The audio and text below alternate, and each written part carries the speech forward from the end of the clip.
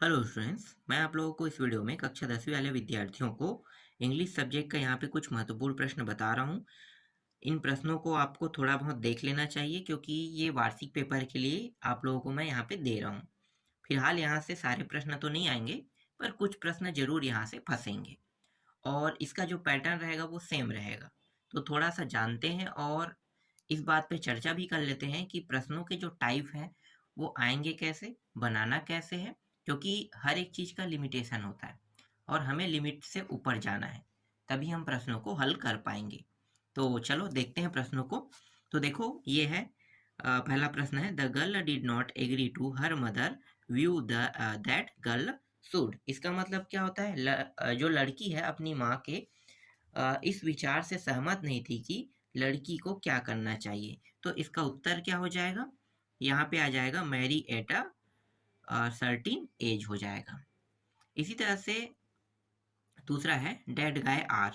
ये कोई खास बात नहीं है, पिताजी है, ठीक है। तो डैड मतलब पिताजी होता है, डैड गाय आर। तो यहाँ पे आपको उत्तर लेना है हु डिस्टर्बेड द बॉय, ठीक है। तो ये डिस्टर्बेड द बॉय हो रहा है। चलो आगे देखो, कुछ इसी तरह के प्रश्न रहेंगे और बहुत ज़्यादा चांस रहेगा कि यहाँ से एक दो प्रश्न जरूर देखने को मिल सकता है, ठीक है। ये जो प्रश्न बता रहा हूँ यहीं से। इसके बाद the speaker in the poem about me is. देखो ये प्रश्न कई बार आ चुका है, तो मैं ये मान सकता हूँ कि ये प्रश्न आपको आपके एग्जाम में देखने को मिल सकता है। तो इसका उत्तर क्या लोगे? यहाँ पे क्या पूछा है? Speaker in the poem about me, मतलब इसका हमें बताना है, ठीक है। देखो, इन एवरेज एंड ऑर्डिनरी बॉडी, ये लेना है, ठीक है। ये इसका इस पोएम का स्पीकर है। अगला देखो, the big kite fly away because. तो उत्तर क्या आ जाएगा?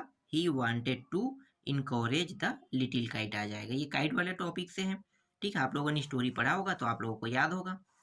स्टोरी पे ही डिपेंड है पूरा जो क्वेश्चन है ना वो। और ये सब के सब आपके लेसन से ही लिया गया प्रश्न है, बाहर से नहीं है। What did Jack intend to do with the 10 pound cheque. तो यहाँ पे आ जाएगा, इंस्टॉलमेंट में पेड करा था ना, तो यहाँ पे क्या लेना है? देखो, he wanted to pay off the instalment of the houses, यहाँ पे आ जाएगा, ठीक है। देखो, डॉक्टर दिया है, कार दिया है और यहाँ पे डिपॉजिट दिया है, तो इस तरह से उन्होंने नहीं किया था, ठीक है। यहाँ पे हाउसेस लेना है यहाँ पे। चलो आगे देखते हैं। इसके बाद देखो, यहाँ पे कुछ प्रश्न है खाली स्थान में दिया है, ठीक है। इसे हम कहते हैं फिल इन दी ब्लैंक्स कहते हैं। फिल इन दी ब्लैंक्स जो है 5 नंबर का आता है और आपको कुछ इसी प्रकार से देखने को मिलेगा, सेम टू सेम। जैसे यहाँ पे साइन से, फॉर, ऑफ से दिया हुआ है, between an an the article एक तो आएगा ही आएगा। यहाँ पे एट का प्रयोग करके भी आ सकता है, ठीक है। सम एनी मोर इस तरह से आ सकता है। तो इनको भी आपको बनाना है। तो इनके टाइप कैसे होंगे बनाने के? तो थोड़ा सा इस पे चर्चा कर लेते हैं। देखो, he has been suffering from fever खालिस्तान मंडे। तो ये कुछ इस प्रकार से बताया ना, मतलब एक दिन के बारे में बताया है या फिर मॉर्निंग के बारे में, या ठीक है। तो उस समय हम क्या कहेंगे? साइन कहते हैं ना, साइन, ठीक है। तो उस समय साइन का उपयोग करते हैं। तो ये वही टॉपिक है। जब हम दूसरी दिन की बात करें तो हम वहाँ पे साइन का उपयोग करेंगे, क्योंकि दूसरे दिन सवेरा जब होता है तो हम उसे साइन ही कहते हैं। तो इसलिए यहाँ पे साइन आ जाएगा। तो आपको थोड़ा सा दिमाग लगाना है वहाँ पे कि क्यों वो चीज आ रहा है। आगे देखो, the teacher was standing Khalistan the student. तो यहाँ पे एमंग आ जाएगा। एक उत्साह पूर्वक होता है ना बच्चों के मन में, जो शिक्षक है, ठीक है, उसके मन में, तो बच्चों को उत्साहित करते रहता है। तो यहाँ पे एमंग का इसीलिए उपयोग करना है आपको। सी लिव इन खालिस्तान अपार्टमेंट। तो यहाँ पे देखो आर्टिकल का प्रयोग किया गया, ए एन द क्या है? आर्टिकल है। तो यहाँ पे एन आ जाएगा, ठीक है। क्यों एन आएगा? क्योंकि यहाँ पे अपार्टमेंट को आप हिंदी में लिख के देखो तो अ अक्षर आ रहा है, अ क्या है? स्वर है। स्वर का यूज होने के कारण यहाँ पे एन आएगा। How Khalistan money do you need कह रहा है, तो यहाँ पे मच आ जाएगा, ठीक है। How much money do you need. अगला है, he will wait Khalistan 3 o'clock दिया हुआ है, तो यहाँ पे टी लाएगा। ऑन इन कभी मत लेना। इस तरह से प्रश्न अगर 3 o'clock 5 o'clock इस तरह दिया रहेगा तो ऑन और इन नहीं लेना है, क्या लेना है? टिल लेना है। और एट का प्रयोग कब होता है? एट भी आता है कई बार, जब उस समय 6 PM लिखा होगा, AM लिखा होगा, तब आप वहां पे एट का प्रयोग कर सकते हो, ठीक है। ऐसी भी टॉपिक में एट का प्रयोग करते हैं, 3 o'clock इस तरह से। लेकिन उसमें कुछ और बता दिया जाता है, जैसे मंडे उंडे और कुछ लिखा है तब वहाँ पे एट का प्रयोग होता है, ठीक है। और जब टिल दिया रहेगा तो आपको टिल ही लेना है, अदर नहीं लेना है। आगे देखो, जैसे कि match the column with the column B, ठीक है, तो कॉलम को मैच करना है। अधिकतर जो मैच द कॉलम रहेगा उसके जो दूसरे शब्द रहेंगे ना उससे मैच करता रहेगा, ऐसे ही प्रश्न आएंगे। तो इसमें पहला प्रश्न देखो, I found the house locked लिखा हुआ है। अब इससे मिलता जुलता ना कुछ तो मिलेगा हमें, तो देखते हैं। यहाँ पे यूटिल नहीं दिया हुआ है, यहाँ पे मनी है, मनी से संबंधित है नहीं है। ब्रिंग मी दैट बुक, हाँ व्हेन आई रीच्ड देयर, ये हो सकता है, ठीक है। इसे हम एक कंफ्यूजन पॉइंट पे लगते हैं, लेकिन ये इसका उत्तर हो रहा है। कैसे? देखो, ये हाउस की बात कर रहा है, लॉक कर रहा है, तो आप क्या कर सकते हो, कुछ अलग तरीके से सोचोगे ना, तो आप उसे खरीद सकते हो, कुछ कर सकते हो, तो इसलिए व्हेन आई रीच देयर, तो ये हो जाएगा, ठीक है। आगे देखो, आई सॉरी यहाँ पे क्या है, इफ है ना, if you speak too much, यहाँ पे दिया हुआ है, तो इसको आपको कहाँ पे लेना है, यहाँ पे देखो, यू विल बी कैच में लेना है। इसके बाद है as soon as he saw a lion कह रहा है, तो लायन जो है वो चिल्लाता है, तो ही रैन अवेज, ये आ जाएगा। मार्केट जा रहे हैं, यहाँ पे where you go market, market जाएगा तो क्या करो, कुछ खरीदोगे, तो यहाँ पे क्या होगा, देखो यहाँ पे बुक ला रहा है ना, तो ब्रिंग मी दैट बुक, तो हम इसको ले सकते हैं। The beggar will not go away, इसके लिए आपको ये क्या करे, the beggar will not go away, हाँ, तो बचा क्या है, until you give him money, ठीक है, ये हो जाएगा, उसको पैसे उसे दिए, ठीक है, इस प्रकार से। तो तो मेरा कहना ये है कि जब भी ऐसे प्रश्नों को देखो कॉलम मैच वाला, तो आप इसको देखकर ये देखना कि कुछ रिलेटेड पॉइंट मिल रहा है कि नहीं मिल रहा है, क्योंकि अर्थ को समझना थोड़ा सा मुश्किल रहता है, तो आपको उसे इस प्रकार से देखना है कि हाँ ये कुछ कहना चाहता है, क्या कहना चाह रहा है। अभी जिस क्लास में हो, मुझे पता है कि जिस क्लास में हो तो उस क्लास में अभी इंग्लिश के बारे में आप लोग ज़्यादा कुछ नहीं जानते हो, ठीक है। जैसे जैसे आप बड़े क्लास में चलते जाओगे, इंग्लिश के बारे में जानने लगोगे, इंग्लिश को थोड़ा बहुत समझने लगोगे, तो बहुत सी चीज़ें जो है आपके लिए आसान होते जाएगा। अभी थोड़ा टफ है ये, तो कुछ हद तक को तो रटना पड़ता है, मैं भी मानता हूँ, रटना ही ज़्यादा आसान है अभी की स्थिति में, और इंग्लिश जो है समय के साथ आप सीख जाओगे।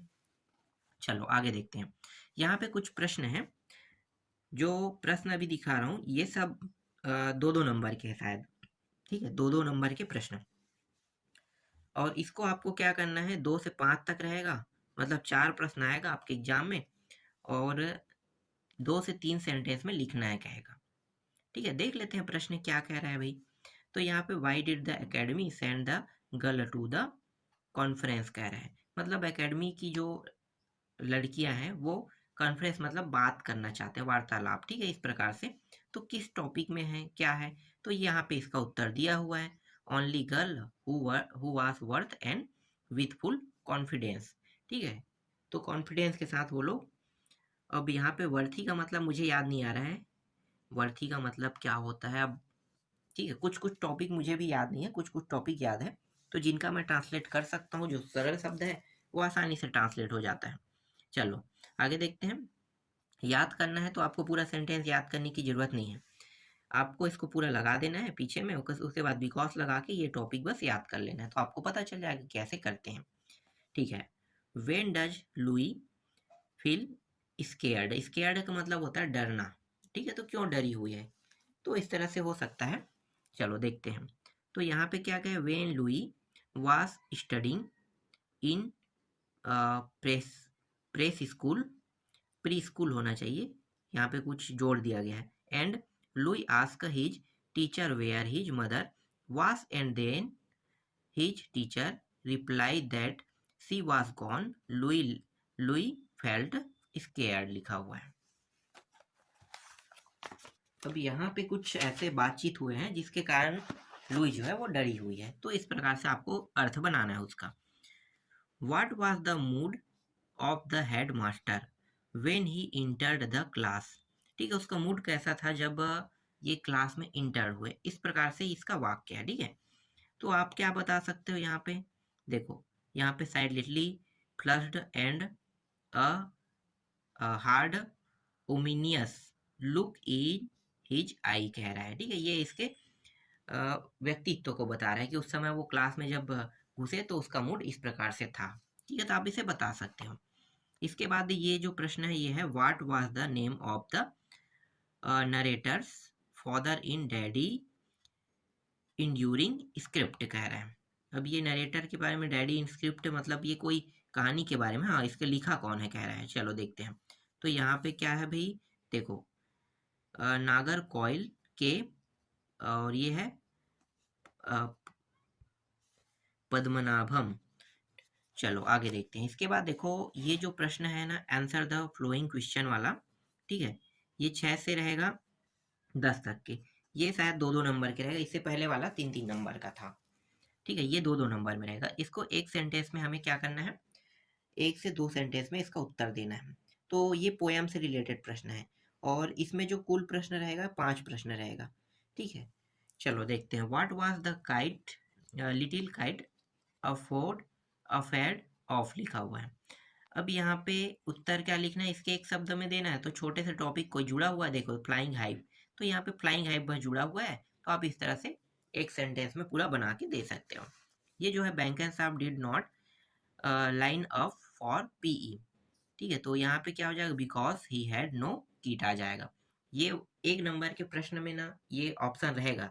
ठीक है, जब एक नंबर के वैकल्स ऑप्शन से संबंधित प्रश्न आएगा तो आप लोग देखना ही हैड नो किट रहेगा, तो आपको यही ऑप्शन लेना अगर एक नंबर में इससे रिलेटेड प्रश्न आता है। यहाँ से एक एक नंबर के भी प्रश्न बन रहे हैं, जो 4 वस्तुनिष्ठ प्रश्न रहते हैं ना, वही वाला। Who are the bad guy in the poem including all my friend कह रहा है। तो यहाँ पे क्या है भाई, देखते हैं। या दे आर मीन्स माइंडेड, बस इतना ही आपको क्या करना है, जोड़ देना है।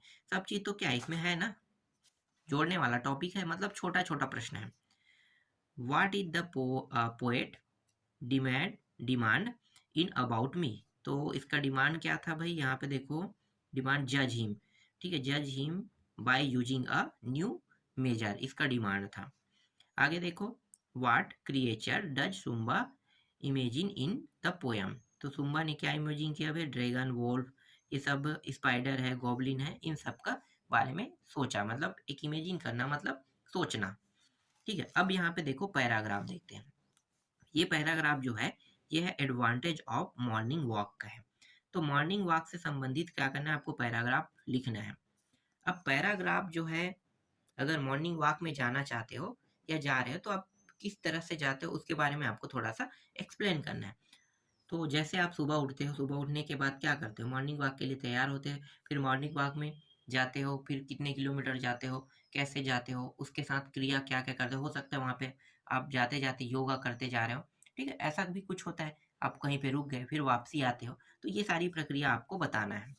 तो आप इस तरह से देख लो, इस तरह से आपको कुछ लिखना है। ठीक है, ये 4 नंबर का रहेगा। 4 नंबर का रहेगा तो कम से कम 100 शब्दों में आपको लिखना है, तब आपको 4 नंबर मिलेगा। और अथवा भी रहेगा, तो अथवा जैसे है तो यहाँ पे देखो क्या है भाई, फायर इन सेंट्रल मार्केट। तो सेंट्रल मार्केट के बारे में अगर पूछ दिया तो आपको कुछ इस प्रकार से लिखना है, सेंट्रल मार्केट। ठीक है, सेंट्रल मार्केट मतलब आप सो कह सकते हो उसे जहाँ आपको हर प्रकार की चीज मिलती है। ठीक है, आज के जमाने में हम उन मार्केटों को बिग बाजार, बहुत सारे मॉल, क्या क्या नाम लेते हैं, ये सब वही नाम बन चुका है तो सेंट्रल मार्केट। तो आपको उन्हीं सभी चीज़ों को लिखना है। ठीक है, जहाँ आप जाते हो, कितने बजे जाते हो, क्या करते हो, क्या खरीदना है और क्या चीज़ वहाँ से लाना है। ठीक है, चलो आगे देखते हैं। इसके बाद देखो नोटिस आ गया।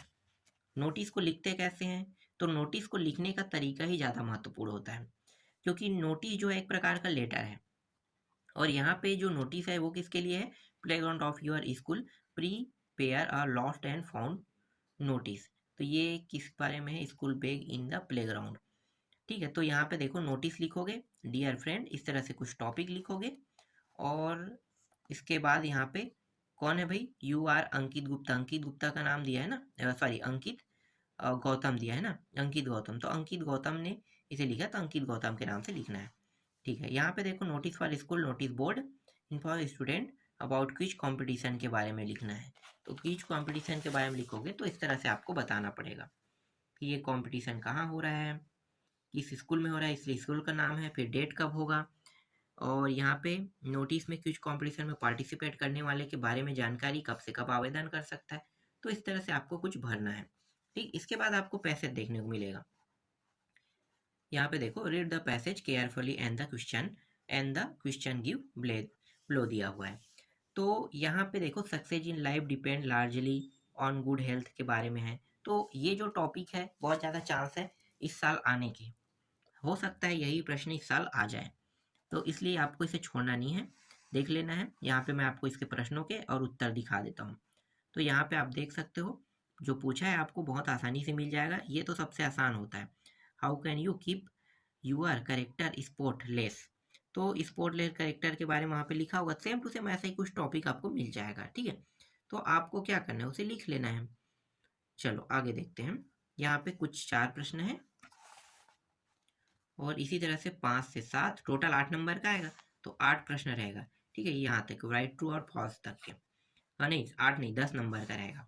तो यहाँ पे दिखाता हूँ मैं, ये रहा टोटल 6 तक के प्रश्नों का उत्तर। ठीक है, और 7 और 8 का उत्तर यहाँ पे है। फिर आपको एप्लीकेशन लिखने के लिए आएगा, तो एप्लीकेशन आपको कुछ इस प्रकार से लिखना है। यहाँ पे फ्रेंड वाला है ना, इनवाइटेड के ज़्यादा आता है। ये कौन सा है, रिक्वेश्चन हिम स्पेंड समर वेकेशन, मतलब समर वेकेशन में जाने के लिए होगा। ठीक है, अपने दोस्तों को इनवाइट करो, इस प्रकार से ही अधिकतर इनवाइटेड रहता है, तो आप इस प्रकार से कुछ लिख सकते हो। अब यहाँ पे एक और देख लेते हैं, मार्कशीट मंगाने वाला दिया हुआ है यहाँ पे। ठीक है, secretary board secondary education Raipur and duplicate copy and marksheet मंगाना है।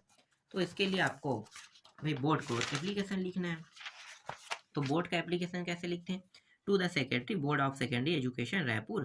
ठीक है, application for duplicate marksheet respect sir, इस तरह से आपको बता देना है और इस प्रकार से पूरा लिखना है। उसके बाद नीचे में अपना बायोडाटा लिखना है, रोल नंबर लिख देना है, क्योंकि आप कहाँ पढ़े, स्कूल का सब नाम सब चीज़ बताना है ना, जो चीज़ आप दे सकते हो।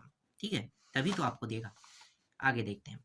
इसके बाद डुअल डायरेक्टर 5 नंबर का रहेगा। डुअल डायरेक्टर सबसे सरल रहता है, बहुत आसानी से बन जाता है, क्योंकि कुछ प्रश्न क्वेश्चन टैग से रहेगा, कुछ प्रश्न कंबाइन से रहेगा, कुछ प्रश्न इंट्रोगेटिव में चेंजेस रहेगा, निगेटिव में चेंजेस रहेगा। तो इस तरह से 5 प्रश्न सरल सरल टॉपिक आएगा। तो यहाँ पे देखो, आई कुक द फूड है, Khalid my daughter was sleeping दिया हुआ है ना, तो इसमें क्या है, वाइल और विल का प्रयोग करना है, वेन का। तो वाइल और वेन का जब प्रयोग करोगे तो यहाँ पे आ जाएगा वाइल आ जाएगा। इसके बाद समर वर्कड हार्ड, यहाँ पे क्वेश्चन टैग लगाना है। जब भी ऐसा प्रश्न हो ना, तो आपको क्वेश्चन टैग कहाँ लगाना है, तो यहाँ पे डिड नॉट लिख देना, डिड नॉट सी लिख लेना है। ठीक है, यहाँ पे सुमन की बात की है, मतलब महिला है। ठीक है, मैं यहाँ पे समर पढ़ा था। चलो जल्दी जल्दी पढ़ने के कारण ऐसे ही होता है, थोड़ा आराम से पढ़े तो सही शब्द होता है।